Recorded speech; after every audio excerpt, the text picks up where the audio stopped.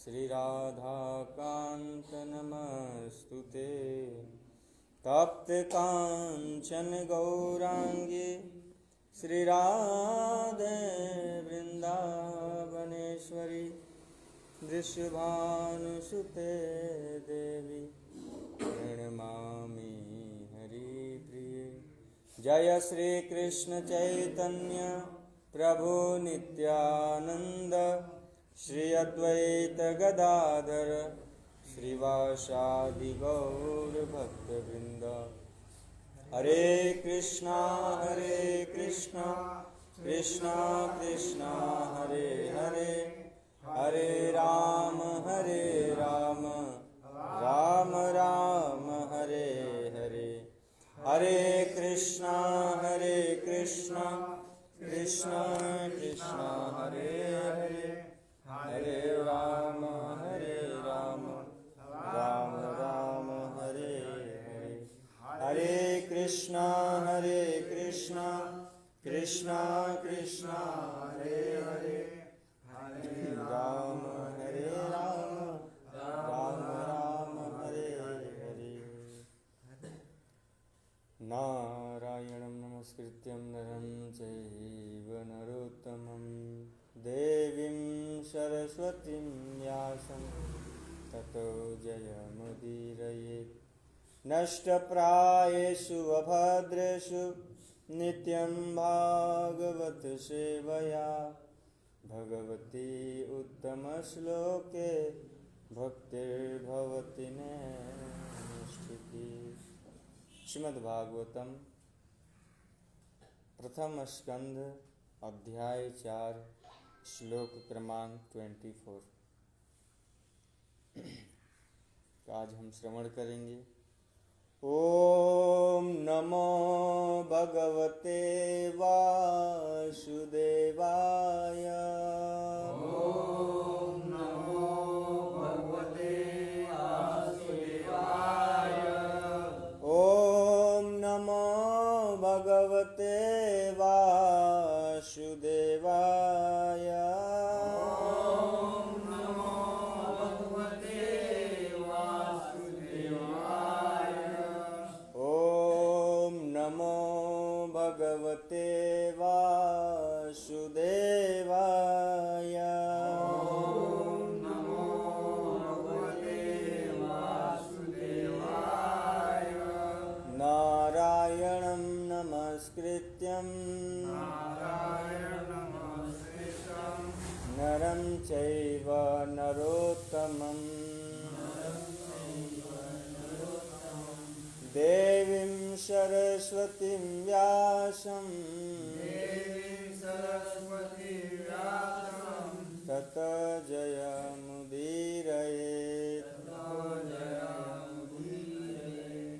त एव वेदादुर्मेधे धारयन्त पुरुषर्यथा एवं चकार भगवान् व्यासः कृपणवत्सलः। त एव वेददुर्मध्ये धारयन्ते पुरुषर्यथा एवं चकार भगवान् व्यासः कृपणवत्सलः। त एव वेददुर्मध्ये धारयन्ते पुरुषर्यथा एवं चकार भगवान् व्यास कृपणवत्सलः।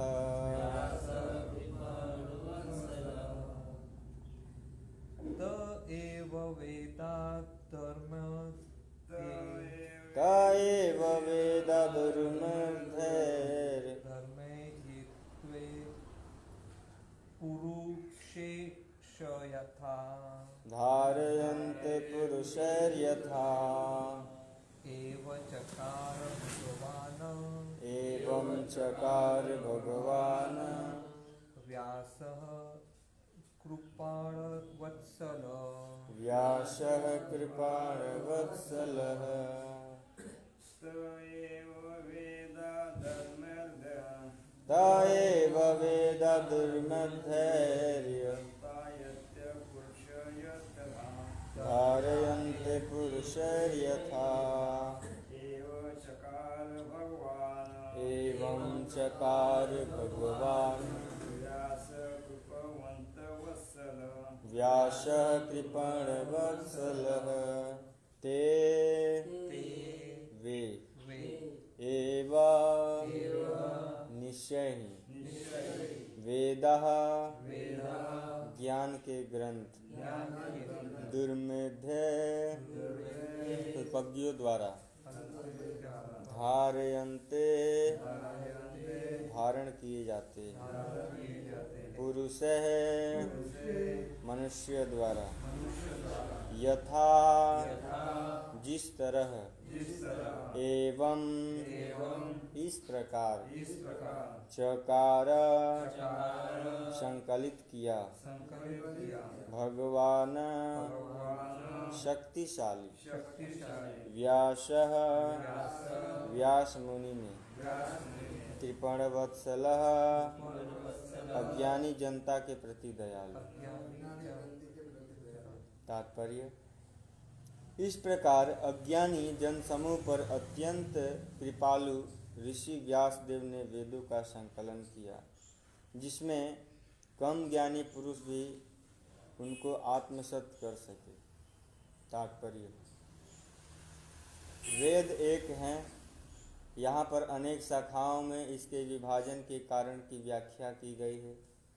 समस्त ज्ञान का बीज वेद ऐसा विषय नहीं है जिसे कोई सामान्य व्यक्ति आसानी से समझ सके।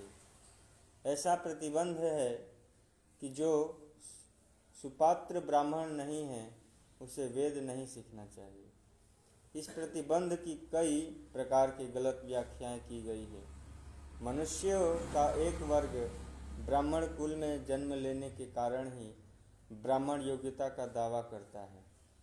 वह वेदों के अध्ययन को ब्राह्मण जाति का एक अधिपत्य मानता है। लोगों का दूसरा वर्ग इसे उन जाति वालों पर अन्याय बताते हैं जो ब्राह्मण कुल में जन्म नहीं ले पाते, लेकिन ये दोनों ही दिग्भ्रमित हैं। वेद का विषय ऐसा है जिसकी व्याख्या स्वयं भगवान ने ब्रह्मा के लिए ही की थी। अतएव विलक्षण शतोगुणी व्यक्ति ही इस विषय को समझ सकते हैं। रजोगुणी तथा तमोगुणी लोग वेद विषय को नहीं समझ पाते। वैदिक ज्ञान का चरम उद्देश्य भगवान श्री कृष्ण है। जो लोग रजो तथा तमोगुणी में हैं वे भगवान को बहुत कम समझ पाते हैं, लेकिन जो सतयुग में प्रत्येक व्यक्ति सतोगुणी होता है। धीरे धीरे त्रेता तथा द्वापर युग में सतोगुण का हास्य होता गया और जनता भ्रष्ट होती गई। आधुनिक युग में सतोगुण प्रायः शून्य है। अतएव जनता के हित के लिए परम दयालु संपन्न ऋषि श्रील व्यासदेव ने वेदों के अनेक प्रकार से विभक्त कर दिया, जिससे वे रजोगुण तथा तमोगुण वाले अल्पज्ञों द्वारा भी समझ सकें। इसकी व्याख्या अगले श्लोक में की गई है। तात्पर्य अनुवाद जगत गुरु श्रील प्रभुपाद जी के द्वारा। जगत गुरु श्रील प्रभुपाद की हरे कृष्ण। तो आप सभी का हार्दिक स्वागत है। नए वर्ष का आज द्वितीय दिवस और हमारा क्रम कल वरिष्ठ वैष्णव से हमें जो आशीर्वाद मिला कि आपका मन निरंतर भगवान की कथा कीर्तन में लगी रहे, तभी ये नया वर्ष माना जाएगा। नए वर्ष यानी कुछ नया कार्य करना, कुछ संकल्प लेना, दृढ़ता लाना अपने जीवन में कि हमें इस कार्य को करना है। नए वर्ष का यही उद्देश्य है। तो गुरुजनों का आशीर्वाद कल हमें मिला और आप सभी वैष्णवों की कृपा से पुनः हमारे लिए क्या नया वर्ष, हमारे लिए तभी नया वर्ष होगा जब हम अपने जीवन में कुछ नया करेंगे। जो संकल्प किए उसे पूर्ण किए तो माना जाएगा कि ये नया वर्ष है। नहीं वहीं सोते जागते खाते पीते वहीं पुरानी कहानी बार बार रिपीट करना, क्या नया वर्ष। कहा जाता है ना कि एक दिन आता है, दिन का भी समय आता है, पूरे कैलेंडर को बदल डालता है, और वो बदल डाला कल। तो भक्तों, गुरुजन, वैष्णवजन, आचार्यों से यही प्रार्थना है कि हमारा मन, हमारी मति, बुद्धि, रति, गति सब भगवान के चरण कमलों में लगे। इसी आशा के साथ आज के सत्र को हम प्रारंभ करते हैं और आप सभी का हार्दिक स्वागत है।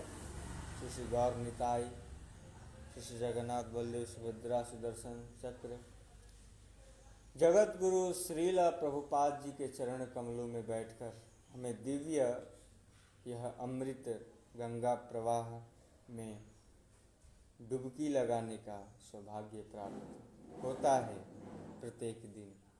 आइए हम अपने श्लोक पर चलते हैं। तो श्रीमद् भागवतम के प्रथम स्कंध चतुर्थ अध्याय श्लोक क्रमांक 24, यह श्लोक हमें बहुत बड़ी शिक्षा दे रहा है।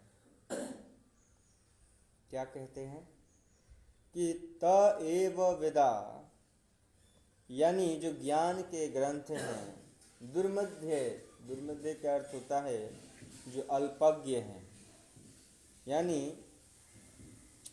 अल्पज्ञों द्वारा धारयन्ते, धारण किया। बहुत लोग ऐसा देखने को मिलते हैं कि जिसे वेद का कोई ज्ञान नहीं, शास्त्र का कोई ज्ञान नहीं, वो भी हमें ज्ञान देता है कि आपको ऐसे करना चाहिए, ऐसे नहीं ऐसे करना चाहिए। ऐसे लोगों से सतर्क रहें। शास्त्र हमें बता रहा है कि ज्ञान हमें किससे लेना चाहिए। ज्ञान जो हमारे आचार्यों के द्वारा, गुरु के द्वारा लिखा गया शास्त्र है, वचन है, उनका पालन करें, उनसे ज्ञान प्राप्त करें। क्या होगा? एवं चकार भगवान, इस प्रकार अगर संकलित किया जाएगा, संचालित किया जाएगा, भगवान, यानी भगवान क्या है? शक्तिशाली, सब कुछ सर्वव्यापी हैं, सब कुछ जानने वाले हैं। ऐसे शक्तिशाली भगवान व्यास मुनि ने अज्ञानी के प्रति दयालुता दिखाई। अज्ञानी का वो जो भाव आया न कल, जीव जागो जीव जागो।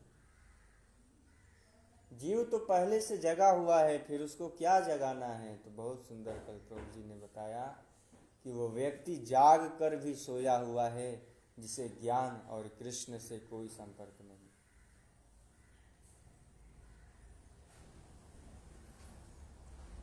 आखिर क्यों श्री चैतन्य महाप्रभु कली काल में प्रेमारूपी अवतार लेकर पूरे विश्व में, जगन्नाथपुरी, वृंदावन, हरिहर क्षेत्र बिहार में है, वहाँ भी आए और दिव्य ये हरिनाम रूपी महामंत्र से जगाने के लिए आए। वो खुद आए और अपने साथ में नाम लेकर आए। कल आया ना प्रसंग कि मैं आया हूँ लेकिन हमसे भी बड़ा कुछ है, और वो है नाम।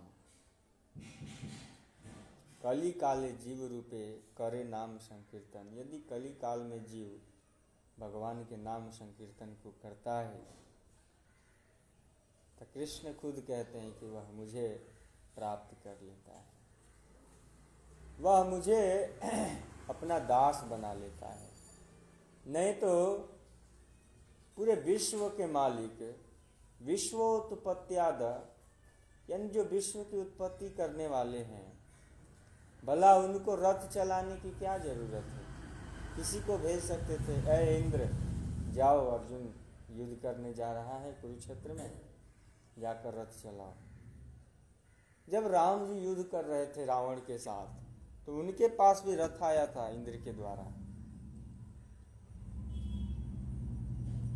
तो क्या अगर स्वयं भगवान इंद्र से कहते कि जाओ कुरुक्षेत्र में जाओ, अपने दिग्विजय रथ को लेकर जाओ, क्योंकि हमारा परम मित्र, परम सखा, परम दास इस युद्ध भूमि में युद्ध करने जा रहा है। लेकिन भक्त बहुत चालाक होते हैं। संसार की किसी प्रकार की कोई अछौड़ी सेना को नहीं मांगी, यहाँ तक कि कौरव के पास पांडव से अधिक सेना थी। 11 अछौड़ी सेना किसके पास थी? कौरव के पास। और पांडव के पास 7 अछौड़ी सेना। तो जब द्वारिका गए तो अर्जुन ने क्या मांगा? मुझे कुछ नहीं चाहिए, मुझे किसी प्रकार का कोई सेना नहीं चाहिए। हे प्रभु, ये दास यही विनती करता है कि अगर मुझे चाहिए तो आप चाहिए। अगर आप मेरे साथ रहेंगे, ये दुनिया का किसी प्रकार का कोई ताकत मुझे हरा नहीं सकता। तो ये होता है शक्तिशाली। भगवान आया है। भगवान को लोग हल्के में ले लेते हैं। साइंटिस्ट लोग बहुत रिसर्च मारते हैं कि भगवान था। महाराज जी कथा में कह रहे थे, हिज होलीनेस राधा गोविंद गोस्वामी महाराज जी, कि कुछ लोग आउट ऑफ कंट्री में सर्च मारने लगे, मीटिंग बैठ गया, भगवान था लेकिन अब वृद्ध अवस्था हो गया होगा, मर गया होगा। क्या अब भगवान कहाँ है? उन मूर्खों को, महाराज जी ये वर्ड यूज किए हैं, उन मूर्खों को ये नहीं पता कि जिनसे ये सारे तत्व विद्वान हुए हैं, प्रकाशित हुए हैं, भला वो कैसे क्षीण हो सकते हैं? तार्किक लोग बहुत प्रश्न उठाते हैं, दिखते नहीं है भगवान। चलो मान गए कि भगवान है, पर दिखते नहीं है। उसके लिए प्रेम रूपी अंजन लगाएंगे, तब जाकर भगवान हमें दर्शन देंगे। जीव गोस्वामी, रूप गोस्वामी ये क्या किए? प्रेम रूपी अंजन ज्ञान मात्र से प्रकाशित किए और समझाने का प्रयास किए। नामदेव, जो कि बहुत बड़े ब्राह्मण हुए, नामदेव, और भगवान एक बार उनकी परीक्षा लेना चाहे कि ये वास्तव में साधु है या नहीं। हरे कृष्णा कृष्णा कृष्णा हरे हरे, हरे राम राम राम हरे हरे। तो नामदेव जी के पास भगवान स्वयं गए और वहाँ जाकर परीक्षा ली। उस दिन एकादशी था।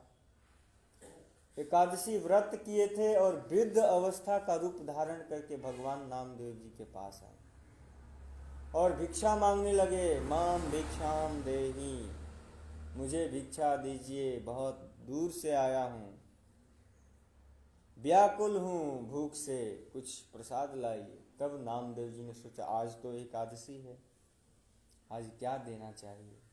तो उन्होंने गया और कुछ फ्रूट्स फल लेकर आए और नामदेव जी के सामने प्रकट किए। नामदेव जी बहुत साधारण और श्रद्धालु भक्त थे। ठाकुर जी बोल रहे हैं कि मुझे फल नहीं चाहिए, मैं आज 20 दिन से भूखा हूँ, मुझे 56 प्रकार या कुछ अच्छा प्रसाद लाकर दो, चावल दाल पनीर की सब्जी पापड़ कुछ भी दो, लेकिन अगर मुझे एकादशी नहीं रह पाऊंगा, मैं खुद भूखा हूँ 20 दिन से, हमारा पारण कराओ।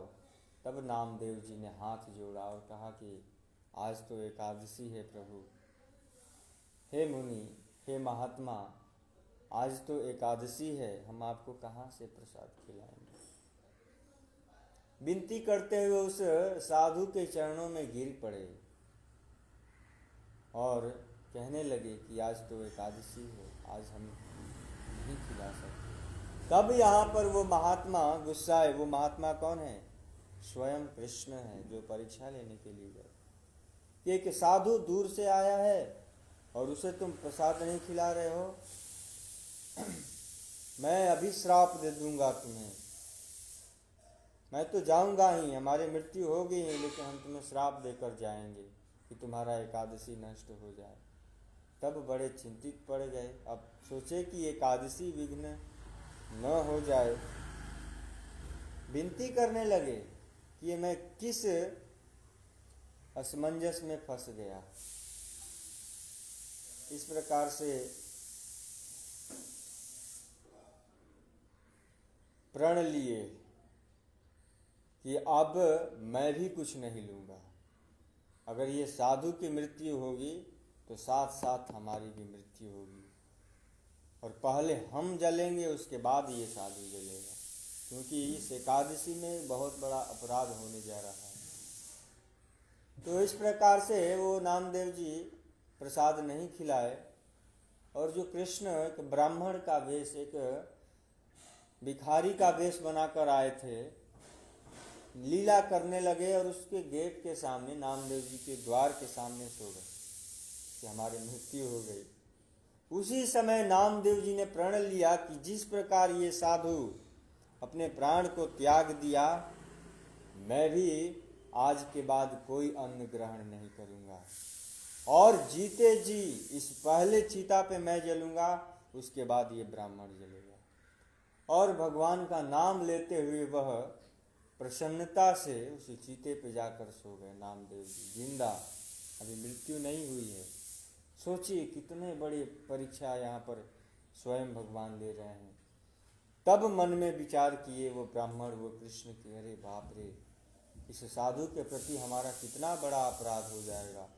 नाम लेकर जाकर चिते पर सो गए और गए। वो ब्राह्मण उठे, दौड़ कर गए और उस नामदेव जी के हाथ को खींच लिया और प्रेम से गले लगा करके अश्रुधार होने लगा और क्षमा मांगने लगे कि हे प्रभु, हे नाथ, हे नामदेव जी, मुझे आप क्षमा कर दीजिए। ये मैं बहुत बड़ा अपराध करने जा रहा था, लेकिन आप परीक्षा में सफल हुए। आप मांगिए, आपको क्या चाहिए। तब नामदेव जी कहते हैं कि जिसको आप मिल गए, भला उसको हमें क्या चाहिए। क्यों? क्योंकि जीवन भर लोग पदार्थ के लिए खूब रगड़ते हैं शरीर, और एक दिन मैं और मोर तोरते माया, मोर के चक्कर में पड़कर इस जीवन को खत्म कर देते हैं। कल सुनने में आया ना कि व्यक्ति जब जन्म लेता है तब से वो दूसरे का कहलाने लगता है। कभी माँ कहेगी कि ये मेरा पुत्र है, थोड़ा बड़ा होगा, स्कूल में जाएगा, शिक्षक कहेंगे कि ये मेरा छात्र है, अध्यापक कहेंगे कि ये मेरे स्कूल का छात्र है, और थोड़ा और युवा अवस्था में हुआ तो मित्र लोग कहेंगे कि ये तो मेरा मित्र है। अच्छा पोस्ट जॉब हो गया तो मैनेजर कहेगा कि ये मेरा एम्प्लॉय है, ये मेरे अंडर में काम करता है, ये मेरा है। वर्ड मेरा पर आ रहा है। थोड़ा और बड़ा हुआ, उसका शादी होगा तो वो कहेगी कि ये मेरे पति हैं, ये मेरे हैं बस, और किसी के नहीं हैं। बच्चे होंगे, वो कहेंगे कि ये मेरे पिता हैं। इस प्रकार से ये जो आकाश में जो 5 तत्व फैले हुए हैं, ये भी इंतजार करते हैं कि मेरा मेरा करने वाले कर लें, लेकिन वास्तव में ये मेरा ही होंगे, क्योंकि अग्नि अपना अंश अग्नि ले लेती है, जल अपना अंश जल ले लेता है, आकाश अपना अंश आकाश ले लेता है, क्षिति जल पावक गगन वायु, वायु अपना अंश ले लेता है। और जो मेरा मेरा करने वाले होते हैं उनके पास कुछ नहीं होता है। सोचिए, जब भगवान के द्वारा बनाया हुआ यह प्राकृतिक तत्व नष्ट नहीं होता है, क्षीण नहीं होता है, तो भगवान कहाँ से क्षीण होंगे। परम शक्तिशाली भगवान कृष्ण कभी पराजित नहीं होते। हरे कृष्णा कृष्णा कृष्णा हरे हरे, हरे राम राम राम हरे हरे। तो इस प्रकार से भक्तों, जीवन में हमें ये बहुत बड़ी शिक्षा मिल रही है कि हमारा कुछ नहीं है। हम मेरा मेरा मोर के चक्कर में पड़े रहते हैं, मैं और तोर मोर ते माया। इस अज्ञानियों के प्रति जीवों का उद्धार कैसे हो, कल्याण कैसे हो, भगवान के ही वांग्मय स्वरूप श्री व्यास देव जी ने चिंतित रहते हैं और इनमें कि कम ज्ञानी पुरुष को कैसे आत्म साक्षात करें, उसके आत्मा का कैसे कल्याण करे, उसके बारे में चिंतित रहते हैं। भक्तों, आत्मा जो है ना, परमात्मा का ही स्वरूप है। ममैवांसेव जीवलोके जीव भूत सनातन। भूत यानी जीव, ममैवांसेव ये अंश है, ये जीव है, ये किसका है? सनातन, भगवान के द्वारा ही निकला हुआ है। आत्मा परमात्मा, आत्मा जब निकल, हम लोग जैसे व्याकुल रहते हैं भूख से, गर्मी से, कष्ट से, दुख से, ठीक उसी प्रकार हमारे अंदर जो आत्मा है वो भी व्याकुल रहता है कि कब ये अज्ञानी शरीर छोड़े और हम अपने कृष्ण के पास जाएं। बहुत कष्ट होता है प्रभु, क्योंकि जो हम इसके अंदर आए हैं ये ईश्वर अंश, जानते हुए कि हम ईश्वर के अंश हैं, जीव अविनाशी, फिर भी ये जड़, यह चेतन समझने के लिए, चेतन अमल सहज सुख राशि, ये समझने के लिए, जड़ कभी समझने के लिए तैयार नहीं होते हैं कि ये ईश्वर के ही अंश हैं। और जब ये शरीर छूटेगा, आत्मा निकलेगा, तो डायरेक्ट कहीं विले पार्ले जुहू इंडिया गेट नहीं जाएगा कि हम जिसके साथ थे वो कहाँ गए, कहाँ गए, कहाँ गए, वो सीधे भगवान के पास जाएगा। बहुत सुंदर सुंदर कल उदाहरण हमें श्रवण करने को मिला। जैसे मछली है, उसको आप निकाल करके एसी में रखिए, फ्रिज में रखिए, कूलर में रखिए, या बहुत सारी सुख सुविधाएं दे दीजिए, लेकिन वो प्रसन्न नहीं होगी, क्योंकि उसका जो संपर्क है वो जल से है। उसको 56 प्रकार उसके सामने रख दीजिए और कहिए कि अब मान जाओ, अब क्यों परेशान हो, क्यों तड़फड़ा रही हो। जिस प्रकार से एक मछली जल के बिना नहीं रह सकती है, ठीक उसी प्रकार हमारी जो आत्मा है वो परमात्मा के बिना नहीं रह सकता है, नहीं रह सकता है, नहीं रह सकता। हम क्यों कष्ट में रहते हैं, क्यों दुख में रहते हैं? मात्र एक ही कारण है कि हम भगवान से विमुख हैं। संसार दावा नवलीत लोग, ये संसार दावाग्न है, लोग जल रहे हैं इस दावाग्न में। तारय कारुण्य घना घनत्वम, हे करुणा पुरुषोत्तम श्री गुरुदेव, आप इस संसार रूपी दावाग्न में जो जल रहे हैं, इससे बाहर निकालिए, उनका कल्याण कीजिए। भक्तों, मान लीजिए हमें 12 मंजिला पर जाना है तो लिफ्ट की आवश्यकता होगी, लिफ्ट के द्वारा जाएंगे। ठीक उसी प्रकार अगर हमें भगवान के पास जाना है तो गुरु हमारे लिए लिफ्ट का काम करेंगे। उतना परिश्रम भी नहीं करवाते हैं, सिर्फ और सिर्फ अपने जिह्वा को हिलाना है, इंद्रियों को एकत्रित करके हमें भगवान के धाम में, तद धामम परमम गतः, हम उस धाम में तभी गतः जा सकते हैं जब हम गुरु का शरण ग्रहण करेंगे। श्रील व्यासदेव रूपी महात्मा संत वैरागी के लिखे हुए श्लोकों की व्याख्या को श्रवण करेंगे, समझने का प्रयास करेंगे, तब जा कर के हम भगवान के पास जा सकते हैं। तो भक्तों, इस प्रकार भगवान की कथा कीर्तन बहुत ही आवश्यकता है। कहते हैं एवं चकार भगवान।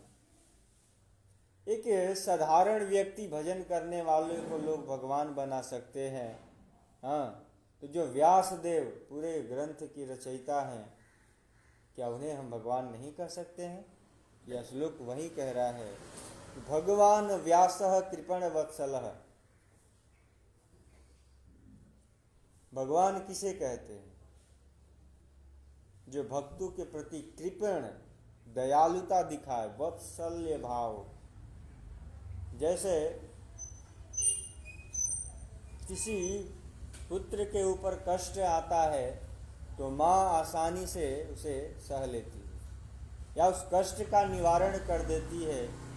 ठीक उसी प्रकार से एक गुरु जब उनके गुरु के शिष्यों के ऊपर कोई कष्ट आता है तो उसी प्रकार जैसे एक माँ अपने बच्चे को लाड़ प्यार दे करके मना करके उस बच्चे को प्रसन्न कर लेती है, गुरु भी अपने कृपण वात्सल्य भाव को दिखाकर शिष्य को सद्गति सद्मार्ग पर ले जाने का प्रयास करते हैं। आया है ना? ऐसे होते हैं महात्मा, विरक्त संत। हनुमान जी ने क्या किया? कृपा ही किया ना। अनेक सारे असुरों का कल्याण किए, उद्धार किए। क्यों? ये भगवान के भक्त होते हैं। असुरों को क्या कल्याण करना? जब वो दूसरे को कष्ट ही देते हैं, दुख ही देते हैं, तो उनको कल्याण करके हम क्या करेंगे? लेकिन जो भक्त का हृदय होता है ना, सिंधु के समान होता है। जैसे समुद्र में अथाह जल ही जल है, जल ही जल है, ठीक वैसे ही भक्त वत्सल, जो भक्त हैं उनको कृपा सिंधु कहा गया है। कृष्ण को भी कृपा, कृष्ण है कृष्ण करुणा सिंधु। आप करुणा के सिंधु हो, लेकिन इस करुणा रूपी सिंधु में कोई गोता तो लगाए।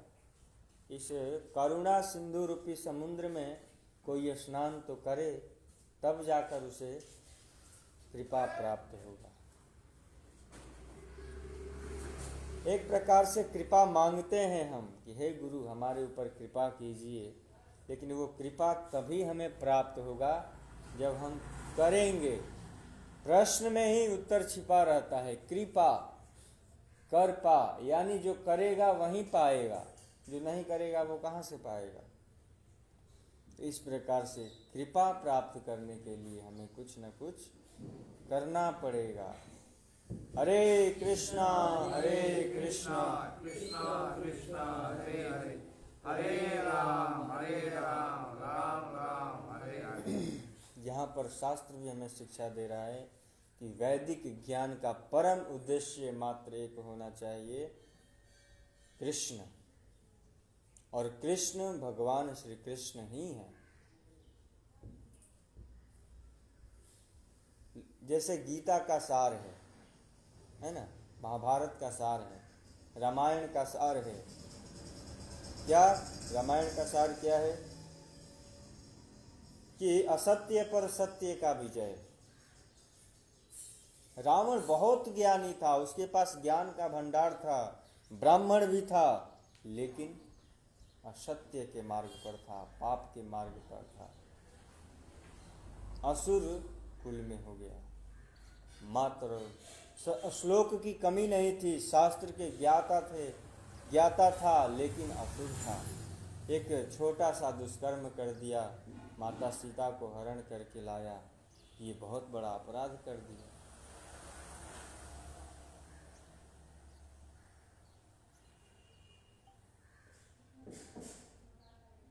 इस प्रकार से भक्तों, इन जैसे दुष्टों का विनाश करने के लिए भगवान स्वयं आते हैं। पार्षदों को भी नहीं भेजते, न अपने किसी गण को भेजते हैं।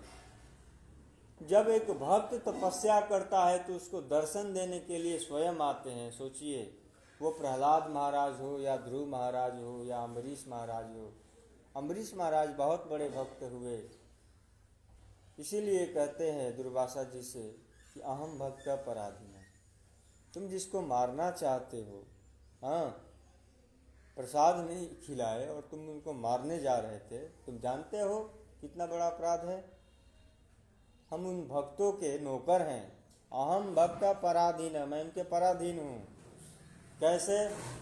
जैसे एक सती व्रता स्त्री अपने परम तपस्या से अपने प्रेम के द्वारा एक पुरुष को अपने बस में कर लेती है। सबहि नचावत राम गुस, उमा दारू यो सित की नाई, सबहि नचावत राम गुसाई। उमा यानी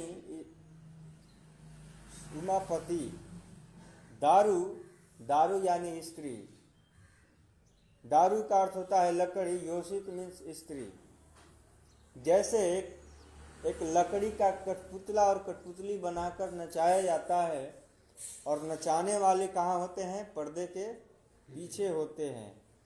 ठीक उसी प्रकार से भगवान हम सबको नचा रहे हैं। नचाने वाला दिख नहीं रहा है। आप लोगों ने सुना होगा कि पहले पूर्व समय में जो हमारे पूर्वज थे वो ये देखकर बहुत प्रसन्न होते थे कि कठपुतलियाँ जैसे नाचती हैं, लोग रस्सी बांधकर, नचाने वाला दिख नहीं रहा है, वो पर्दे के पीछे है, लेकिन वो कठपुतली नाच रही है। वो कठपुतला और कठपुतली, वहीं श्लोक आया है, उमा दारू योषित की नाही। जैसे एक लकड़ी का कठपुतली और कठपुतला बनाकर लोग नचाते हैं, और ये संसारिक लोग उसको देखकर कितना प्रसन्न हो जाते हैं, ठीक उसी प्रकार से भगवान हम सभी कठपुतली को नचा रहे हैं। नचाने वाले पर्दे के पीछे हैं, दिख नहीं रहे हैं। देखने के लिए तो लोग बहुत प्रयास करते हैं, लेकिन दिखते नहीं हैं, लेकिन नचा रहे हैं। ऑफिस में नचा रहे हैं, तो किसी को ट्रेन में नचा रहे हैं, किसी को प्लेन में नचा रहे हैं। पत्नी पति को नचा रहा है, पति पत्नी को नचा रहा है, सब नाच रहे हैं। लेकिन यहाँ पर हमें बहुत बड़ी शिक्षा मिलती है कि अगर हम भगवान की कथा कीर्तन में नाचते हैं तो 84 लाख योनियों में नाचने से हमें नाचना नहीं पड़ेगा, हमारा कल्याण हो जाएगा। और नहीं, अगर हम कृष्ण के कथा कीर्तन में नहीं नाचते हैं तो पुनः हम जिस अवस्था में जाएंगे, जिस शरीर को प्राप्त करेंगे, पुनः हमें वैसे ही नाचना पड़ेगा।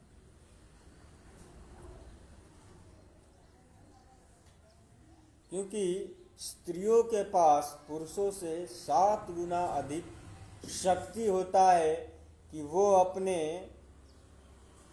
स्वरूप के द्वारा या अपने द्वारा वो दूसरे को नचा सके, और नचाती हैं। देखा जाता है, प्रायः ऐसा देखने को मिलता है। अगर इन सभी से बचना चाहते हो तो मात्र और मात्र गौर निताई के शरण में आना पड़ेगा। और यहाँ से नाचने वाला मंत्र लेकर जाइए, और ये मंत्र अपने घर में, समाज में, आसपास सब जगह बिखेरिए और सबको इस मंत्र के द्वारा नचाइए। हरे कृष्णा कृष्णा कृष्णा हरे हरे, हरे राम राम राम हरे हरे। शिष्य तात्पर्य में प्रभुपाद जी लिखते हैं कि क्या वेद सबको सीखना चाहिए? वेद का ज्ञान किसको होना चाहिए? किसे कथा करने का भाग्य, कौन कथा कर सकता है? कौन ब्राह्मण जाति का एक अधिपत्य माना जाता है? शास्त्र हमें यहाँ पर शिक्षा दे रहा है कि वेद ब्राह्मण के पुत्र हो उसे ही सीखना चाहिए। लेकिन आजकल के जो ब्राह्मण हैं वेदों मंत्र उच्चारण करेंगे। कर्मकांडी ब्राह्मण आप लोगों ने देखा होगा कि मुंह में कचरा ले लेंगे और वेद मंत्र का उच्चारण करते रहेंगे। तो क्या जो वेद या जो भी वो अनुष्ठान करा रहा है उसका कल्याण हो जाएगा? हमको जाना है मंदिर और हमारे गाड़ी का ही टायर पंचर है या गाड़ी में ही कोई खराबी है तो हम जा सकते हैं? तो हमें ले जाने वाला गाड़ी है, और वो गाड़ी वो कौन है? जो कर्मकांडी ब्राह्मण होते हैं, अधिपत्य जिन्हें कर्मकांड का ज्ञान होता है, और वो मन में और मुंह में कचरा लेकर के मंत्रों का उच्चारण करते हैं, तो क्या हम जा पाएंगे? वो जो हमारा गुरु है या हम जिससे जो कार्य करा रहे हैं उसके स्वभाव को देखना चाहिए कि वास्तव में वो इसके योग्य है कि नहीं है। अगर उसके योग्य नहीं है तो नहीं कराना चाहिए। उसका स्वभाव देखिए, उसका आचरण देखिए, वो कैसा ब्राह्मण है, वो उस योग्य है कि नहीं। नहीं, मुंह में गुटखा ले लिया है और मंत्र का उच्चारण कर रहा है। अरे हम तो बहुत कुछ श्रवण करते हैं प्रभु जी। आजकल के ब्राह्मण नहीं, शूद्र से भी नीचे गिर चुके हैं, मांस खाते हैं, ब्राह्मणत्व भूल गए हैं। अश्वत्थामा मांस नहीं खाता था, शराब नहीं पीता था, उसका मात्र एक ही गलत था कि वो अर्जुन के 5 पुत्र को मारना, पांडवों के 5 पुत्र को मारना चाहता था।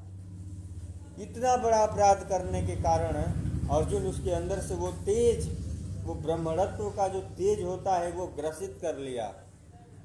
हाँ, उसको गधे पर घुमाया गया। क्योंकि ब्राह्मण को मारना ये बहुत बड़ा अपराध है। ब्राह्मण कितना भी पाप करे, शास्त्र हमें शिक्षा दे रहा है कि उसकी मृत्यु नहीं करनी चाहिए। तब यहाँ पर पांडव भीम पूछते हैं कृष्ण से कि अगर हम इसको नहीं मारेंगे, छोड़ देंगे तो फिर वही पाप करेगा।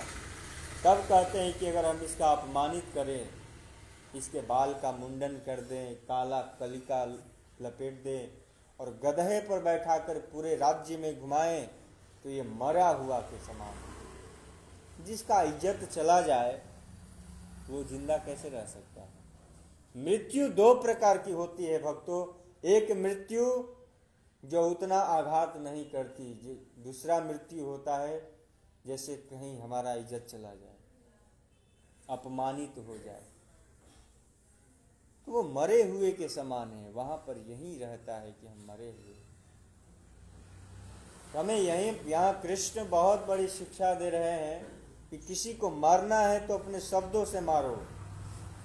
उसको मारकर क्या लाभ मिलेगा? वो फिर आगे चलकर तो वही कार्य करेगा। इसलिए जीव को सुधारने का प्रयास करें। जो तार्किक हैं, जो समझना नहीं चाहते हैं, जो मानना ही नहीं चाहते कि कृष्ण हैं। एक तो हम ट्रेन में आ रहे थे तो बोला कि क्या कर रहे हो? जप कर रहे थे। तो हम बोले कि ये चैंट माला है, ऋग्वेद है, इसमें 108 मालाएं हैं और हम इस पर एक माला पर भगवान के महामंत्र का स्मरण करते हैं। हरे कृष्णा कृष्णा कृष्णा हरे हरे, हरे राम राम राम हरे हरे। तब उसका प्रश्न हुआ कि क्या तुम जप करते हो तो भगवान दिखाई देते हैं? हम बोले कि अवश्य। भगवान को देखने के लिए वो प्रेम रूपी अंजन लगाना पड़ता है। ऐसे हम संसारी के दृष्टि से नहीं देख सकते, इसके लिए हमें दिव्य दृष्टि चाहिए। तब कहता है कि क्या भगवान को दिखाओगे? हम बोले कि हाँ, मेरे साथ चलिए। बोला कि हम मानते ही नहीं है तो हम आपके साथ क्यों जाए? तो मन में ये भाव कैसे आया कि मुझे भगवान को देखना है? अरे आप चलोगे तभी तो हम भगवान को दिखाएंगे। रास बिहारी जी में हैं, रास बिहारी जी हैं, इधर गिरधारी जी हैं, हमारे गौर निताई जी हैं। आना पड़ेगा देखने के लिए। भगवान स्वयं नहीं जाएंगे आपके पास। हम बुद्ध को मानते हैं, हम चाणक्य को मानते हैं। चाणक्य क्या कहे हैं, बुद्ध क्या कहे हैं, ये नहीं मानते हैं लोग। लेकिन हम बुद्ध को मानते हैं, चाणक्य को मानते हैं, ईसा मसीह को मानते हैं, सत स्वरूप नारायण को मानते हैं। अरे उन लोगों ने कहा क्या है? उन लोगों ने भी यही कहा है, कृष्णस्तु भगवान स्वयं। कृष्ण ही एक है जो भगवान हैं इस संसार में, और पार्षद हो सकते हैं, एम्बेसडर हो सकते हैं, लेकिन भगवान का कोई पदवी नहीं ले सकता। बना बनाया बनावटी खेल कर सकता है, लेकिन भगवान कभी नहीं हो सकता, क्योंकि भगवान उतने कठोर नहीं होते हैं। भगवान बहुत दयालु हैं, उनका हृदय है वो बहुत कोमल है, किसी भी जीव को वो एक्सेप्ट कर लेते हैं, क्योंकि वो करुणा पुरुषोत्तम है ना। इसलिए कहे, हे कृष्ण करुणा सिंधु, हे कृष्ण आप करुणा के सिंधु हो, और दीन बंधु जगत पते। दीन का अर्थ होता है गरीब, बंधु यानी भाई, जगत पते। इस जगत में जो गरीब हैं, दीन दुखी हैं, आप उसका भी ख्याल रखते हैं, उससे भी वो प्रेम वो भाव दिखाते हैं। हे कृष्ण आप वास्तव में करुणा के सिंधु, करुणा के सागर हैं। भक्तों, ये शास्त्र हमें यही शिक्षा देता है कि ये रजोगुणी और तथा तमोगुणी लोग वेद विषय को नहीं समझ पाते हैं। अर्थात जो रजोगुणी में जीवन व्यतीत कर रहे हैं और जो तमोगुणी वाले हैं, वो कभी शास्त्र और भगवान को नहीं समझ सकते, नहीं समझ सकते और नहीं समझ सकते। मात्र और मात्र जो सतुगुणी में जीवन जी रहा हो, वही इस भाव को, इसको समझ सकता है। ये तो संसार में लोगों की कमी नहीं है। कहाँ सब लोगों को क्या चाहिए? राजस्व चाहिए। तमोगुणी में लोग जीना चाहते हैं, अपने मन के द्वारा मन जहाँ ले जाता है वहाँ जाते हैं। शराब पिएंगे, मांस खाएंगे, इधर वो नुकसान करेंगे, दूसरों को कष्ट देंगे, दुख देंगे। अरे ठाकुर जी तो मच्छर का स्वभाव बनाए ही है कि वो दूसरे को दुख देगा, लेकिन तुम तो मनुष्य हो, मत्सर वाला काम मत करो। तुम्हारे अंदर करुणा दिए हैं, हृदय दिए हैं, इसका सदुपयोग करो। जब समझने का बात है कि जब हमारे ठाकुर जी करुणा सिंधु हैं, दीन बंधु हैं, हमारे अंदर तो कुछ तो अंश आया होगा, क्योंकि ममैवांश सेव जीव लोके जीव